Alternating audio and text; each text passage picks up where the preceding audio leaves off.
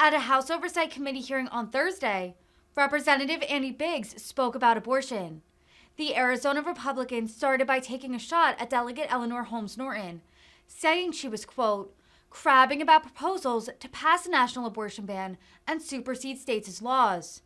Representative Biggs pointed out that was exactly what Roe v. Wade did. Biggs then asked the minority witness to respond to claims made by Stacey Abrams about fetal heartbeats.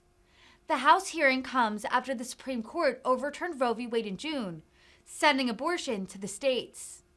Mr. Biggs, you're now recognized for 5 minutes. Mr. Biggs. I thank the chair. You know, the delegate from D.C. has been crabbing here about various proposals by Republicans to pass some kind of national abortion law to supersede states' laws. That's kind of odd because that's exactly what Roe v. Wade did, and they are embracing Roe v. Wade. In fact, the radical Democrats on this committee just a year ago voted lockstep to pass the most radical ever abortion bill, lifting any restrictions on abortion whatsoever. That was the Women's Health Protection Act. Everybody here, every Democrat in Congress did in the House, except for one, Representative Cuellar, but it failed in the Senate. I just think it's interesting. That's why I bring it up. It wasn't in my notes, but I mean the fact that you're saying, wait a second, there's state laws that might conflict with what we believe, the new orthodoxy. But that's exactly what Roe v. Wade did. I didn't hear any Republicans or conservatives or pro-life advocates saying, hey, let's pack the court. Sure hear it now. In fact, that's one of the articles I'm going to submit for the record, Madam Chair, is the list of Democrats who've called for packing the court because they don't like the Dobbs decision. We heard just a minute ago the gentleman from Maryland say, hey, let's not go down the way of Saudi Arabia and Iran.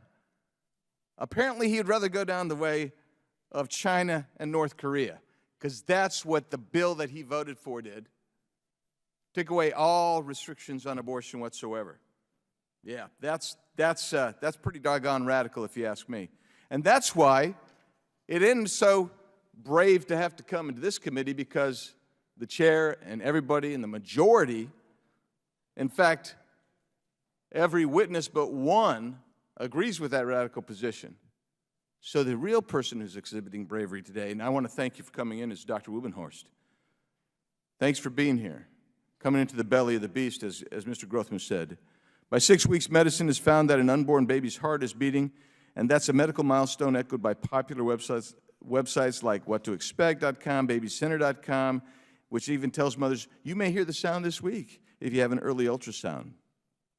But recently, you had a prominent Democrat running for statewide office in Georgia say, quote, there's no such thing as a heartbeat at 6 weeks. It is a manufactured sound designed to convince people that men have the right to take control of a woman's body away from her, close quote. That's from Stacey Abrams.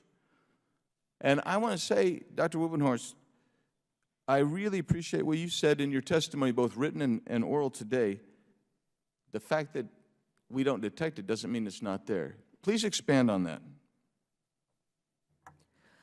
Well, I think that it's, especially regarding the fetal heartbeat and indeed almost any developmental milestone, but especially the heartbeat as an indicator of fetal health and well-being, and also a reassurance to physicians and, I wish I understood what I was speaking about, reassurance to physicians and patients that, again, it's similar to the phenomenon of fetal pain. We can't appreciate whether the fetus experiences pain or not. Pain is a subjective phenomenon, but we can observe that it exists. It probably exists based on the evidence. Similarly, with the fetal heartbeat, we know that based on embryological studies and anatomical studies, we know that these structures are present. People have followed the development of the fetal heart, the development as it not just in its primordial, in its primitive state, but as valves and chambers form, and that pattern is laid down, as I said, pretty much by about 7 to 8 weeks. So it's really at that point almost in miniature, and there are, of course, other anatomical differences. And so I do think that it's important to keep in mind that these, being able to see and detect these phenomena, or, for example, the fetal heartbeat, does not negate the fact that the fetus is a human being and that the heartbeat is present. So a prominent Democrat speaking on the podcast of a disgraced former CNN anchor claimed that the Supreme Court's Dobbs v. Jackson decision forces mothers to carry a, quote, toxic thing, close quote, inside them. Would you tell us whether you believe that a fetus is a toxic thing inside a woman's body? I don't believe that a fetus is a toxic thing inside a woman's body because women want to be pregnant. They want to have families. And if you look at very well-established data on why women have abortions, it is because they have no one to support them through pregnancy. I've talked to women repeatedly, especially in work with a crisis pregnancy center, and they said, if I just knew that someone would walk with me through this pregnancy, I would not abort. And that's basically in somewhere between 60 and 80%. So really what you could look at with a lot of women who are choosing to abort is a subtle form of coercion. And that's The gentlelady's My time has expired. expired. Madam Chair, I do have three documents for the record. One called Fact Check, There's No Such Thing as Heartbeat, says Stacey Abrams. Goldberg dehumanizes non-viable unborn children as toxic thing. And also Dr. Wibbenhorst's amicus brief to the Dobbs decision. I'd like to submit those for the record. Without objection. Thank you.